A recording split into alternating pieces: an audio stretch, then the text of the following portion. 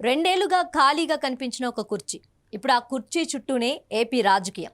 ఇన్నాళ్ళు బహిష్కరణనే రాజకీయ ఆయుధంగా ఉపయోగించిన ఆ నేత ఇప్పుడు అదే అసెంబ్లీని ప్రత్యక్ష పోరాట వేదికగా ఎంచుకుంటున్నారా, లేక ఇదంతా మరో వ్యూహాత్మక ఎత్తుగడేనా అనే ప్రశ్నలు రాజకీయ వర్గాల్లో ఆసక్తిని పెంచుతున్నాయి. ఆ నేత సభలో వేయబోయే తొలి అడుగు ఇప్పుడు రాష్ట్ర రాజకీయాల తదుపరి అధ్యాయాన్ని ఎలా మలుస్తుందన్న ఆసక్తి మరోసారి అసెంబ్లీ సమావేశాలే ప్రధాన చర్చగా మారుతున్నాయి. 2024 ఎన్నికల తర్వాత పూర్తిగా మారిపోయిన రాజకీయ సమీకరణాల మధ్య అధికార కూటమి పాలనపై దృష్టి పెట్టగా ప్రధాన ప్రతిపక్షమైన వైసీపీ తన రాజకీయ వ్యూహాన్ని కొత్తగా మలుచుకునే ప్రయత్నాల్లో ఉన్నట్లు కనిపిస్తుంది. ఈ నేపథ్యంలో ఈ నెల 15 నుంచి ప్రారంభం కానున్న అసెంబ్లీ సమావేశాలకు మాజీ సీఎం వైసీపీ అధినేత వైఎస్ జగన్మోహన్ రెడ్డి హాజరయ్యే అవకాశాలపై రాజకీయ వర్గాల్లో తీవ్ర ఆసక్తి నెలకొంది. గత 2 ఏళ్లుగా శాసనసభకు దూరంగా ఉన్న జగన్ ఈసారి సభలో అడుగు పెడతారనే ప్రచారం రాజకీయంగా ప్రాధాన్యం సంతరించుకుంది. బహిష్కరణ రాజకీయాల నుంచి ప్రత్యక్ష పోరాటం వైపు వైసీపీ అడుగులేస్తుందా అనే చర్చ కూడా జోరుగా సాగుతుంది. ఈ నిర్ణయం వెనుక ఉన్న రాజకీయ లెక్కలేమిటి? అధికార కూటమిని సభలోనే నిలదీయాలన్న వ్యూహమా, లేక ప్రజలకు కొత్త రాజకీయ సందేశం ఇవ్వాలన్న ప్రయత్నమా అనే ప్రశ్నలు ఇప్పుడు ప్రధానంగా వినిపిస్తున్నాయి. 2024 అసెంబ్లీ ఎన్నికల ఫలితాల్లో వైసీపీ భారీ ఎదురుదెబ్బ తగిలింది. 5 ఏళ్ల పాటు అధికారంలో ఉన్న పార్టీ కేవలం 11 అసెంబ్లీ స్థానాలకే పరిమితమైంది. మరోవైపు అధికార కూటమి ఘన విజయం సాధించి ప్రభుత్వం ఏర్పాటు చేసింది. సంఖ్యాబలం తక్కువగా ఉండటంతో వైసీపీకి అధికారిక ప్రతిపక్ష హోదా కూడా దక్కలేదు. ఈ అంశాన్ని జగన్ మొదటి నుంచే రాజకీయంగా ప్రస్తావిస్తూ వచ్చారు. ప్రతిపక్ష నాయకుడు హోదా లేని పరిస్థితిలో సభకు వెళ్లటం వల్ల ప్రయోజనం ఏమిటంటూ బహిరంగంగానే ప్రశ్నించారు. అదే కారణంతో అసెంబ్లీ సమావేశాలను బహిష్కరించే నిర్ణయం తీసుకున్నారు. ఇప్పుడు మారుతున్న రాజకీయ పరిస్థితుల్లో అదే జగన్ సభలోకి రావాలనే ఆలోచన చేస్తున్నారనే ప్రచారం రాష్ట్ర రాజకీయాలు. గత 2 ఏళ్లలో జగన్ అసెంబ్లీకి హాజరైన సందర్భాలు కేవలం 2 సార్లే. మొదటిది 2025 ఫిబ్రవరి 24న దాదాపు 8 నెలలు విరామం తర్వాత ఆయన సభలో అడుగుపెట్టారు. అయితే ఆ హాజరు ఎక్కువసేపు కొనసాగలేదు. 10 నిమిషాల వ్యవధిలోనే సభ నుంచి వాకౌట్ చేశారు. రెండోసారి 2026 ఫిబ్రవరి 11న బడ్జెట్ సమావేశాల ప్రారంభం సందర్భంగా గవర్నర్ ప్రసంగానికి హాజరయ్యారు. ఈసారి కూడా కొద్ది నిమిషాల్లోనే వైసీపీ ఎమ్మెల్యేలతో కలిసి సభ నుంచి బయటకు వచ్చారు. ఈ 2 సందర్భాల్లోనూ జగన్ గవర్నర్ ప్రసంగానికి హాజరు కావటానికే పరిమితమయ్యారు. సభలో జరిగిన పూర్తి స్థాయి చర్చల్లో పాల్గొనలేదు. ప్రజా సమస్యలపై ప్రభుత్వాన్ని నేరుగా ప్రశ్నించే ప్రయత్నం కూడా సభలో జరగలేదు. ఈ వైఖరిపై అధికార కూటమి తీవ్ర విమర్శలు చేసింది. ప్రజలు ఎన్నుకున్న ఎమ్మెల్యేగా సభకు హాజరై నియోజకవర్గ సమస్యలు, రాష్ట్ర ప్రజలు ఎదుర్కొంటున్న ఇబ్బందులను ప్రస్తావించాల్సిన బాధ్యత జగన్ పైన లేదా అంటూ కూటమి నేతలు ప్రశ్నించారు. మరోపక్క సభకు రాకపోయినా ఎమ్మెల్యేగా జీతం తీసుకుంటున్నారనే విమర్శలు కూడా అప్పట్లో రాజకీయంగా దుమారం రేపాయి. అయితే జగన్ మాత్రం ఎమ్మెల్యేగా జీతం తీసుకోవటం లేదని సమాజంగా మారుతున్నాయి. స్థానిక సంస్థల ఎన్నికల దిశగా కూటమి ప్రభుత్వం అడుగులు వేస్తుండటంతో గ్రామాలు, మండలాలు, మున్సిపాలిటీలు, కార్పొరేషన్లలో రాజకీయ సమీకరణాలు కీలకంగా మారుతున్నాయి. ఈ ఎన్నికలు వైసీపీకి కూడా అత్యంత ముఖ్యమైన పరీక్షగా నిలవనున్నాయి. 2024 ఎన్నికల పరాజయం తర్వాత క్షేత్రస్థాయిలో పార్టీ బలాన్ని తిరిగి నిరూపించుకోవాల్సిన అవసరం ఏర్పడింది. అందుకే మీడియా సమావేశాలు, జిల్లా పర్యటనలకే పరిమితం కాకుండా శాసనసభ వేదికను కూడా రాజకీయంగా సమర్థంగా ఉపయోగించుకోవాలనే ఆలోచన వైసీపీలో బలపడుతున్నట్లు తెలుస్తుంది. ఇటీవల కాలంలో జగన్ వరుస పరామర్శలు, జిల్లా పర్యటనలు, పార్టీ సమీక్ష సమావేశాలతో క్షేత్రస్థాయిలో చురుకుదనం పెంచే ప్రయత్నం చేస్తున్నారు. పార్టీ కేడర్లో కొత్త ఉత్సాహాన్ని నింపడంతో పాటు ప్రజలకు చేరువయ్యే కార్యక్రమాలపై ప్రత్యేక దృష్టి సారిస్తున్నారు. వివిధ జిల్లాల్లో కార్యకర్తలు, నాయకులతో సమావేశాలు నిర్వహిస్తూ పార్టీ భవిష్యత్ కార్యాచరణపై చర్చిస్తున్నారు. ప్రజలు ఎదుర్కొంటున్న సమస్యలను నేరుగా ప్రభుత్వ దృష్టికి తీసుకెళ్లాలంటే శాసనసభ కంటే మెరుగైన వేదిక లేదనే అభిప్రాయం పార్టీ ముఖ్య నేతల్లో వ్యక్తమవుతున్నట్లు సమాచారం.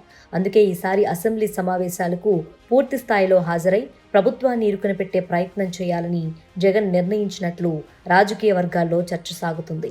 సభలో ప్రస్తావించాల్సిన అంశాలపై ఇప్పటికే పార్టీ అంతర్గతంగా విస్తృత చర్చ జరిగినట్లు తెలుస్తోంది.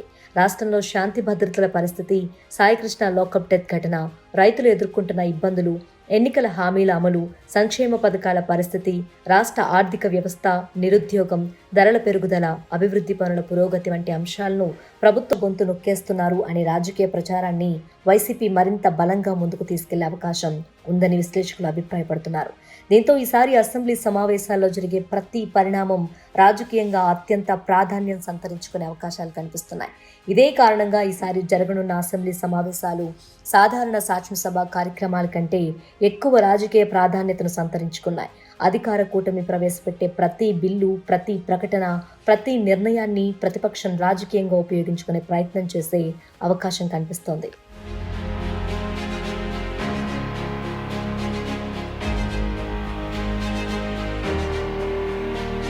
మరోవైపు ప్రతిపక్షం చేసే ప్రతి విమర్శకు లెక్కలు, అధికారిక వివరాలు, అమలు చేసిన సంక్షేమ కార్యక్రమాల ఆధారాలతో సమాధానం చెప్పేందుకు ప్రభుత్వం సిద్ధమవుతున్నట్లు రాజకీయ వర్గాలు చెబుతున్నాయి. దీంతో సభలో అధికార పక్షం, ప్రతిపక్షం మధ్య వాదోపవాదనలు తీవ్ర స్థాయికి చేరే అవకాశాలు కనిపిస్తున్నాయి.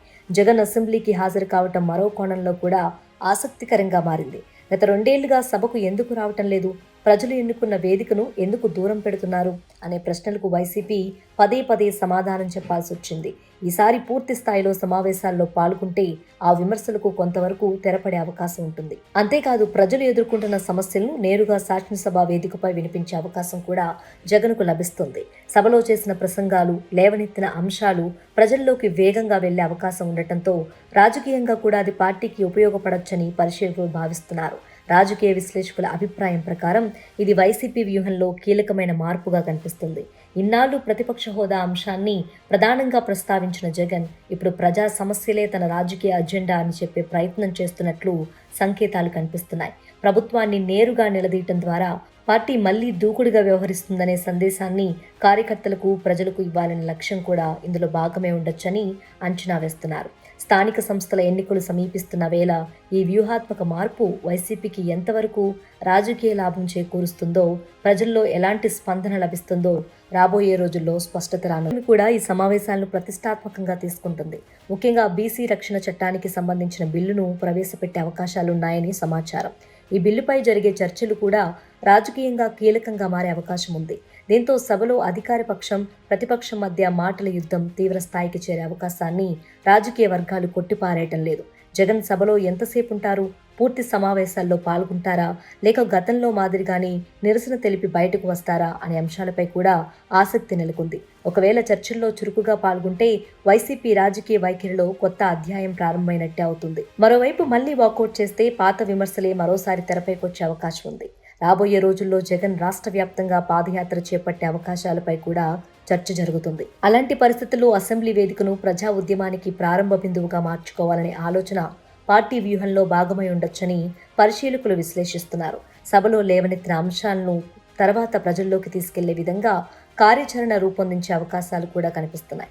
మొత్తానికి ఈ నెల అసెంబ్లీ సమావేశాలు కేవలం చట్టసభ కార్యక్రమాలకే పరిమితం కావటం లేదు. ఇవి అధికార కూటమి పాలనకు పరీక్షగా మారితే వైసీపీ రాజకీయ పునరాగమన వ్యూహానికి కూడా తొలి వేదికగా వైఎస్ జగన్మోహన్ రెడ్డి అసలు వ్యూహం ఏమిటి? 2 ఏళ్లుగా దూరంగా ఉన్న శాసనసభనే రాజకీయ పోరాటానికి కేంద్రంగా మార్చుకుంటారా, లేక మరోసారి నిరసన రాజకీయాలతోనే సందేశం ఇవ్వాలనుకుంటున్నారా అన్నది రానున్న సమావేశాల్లో తేలనుంది.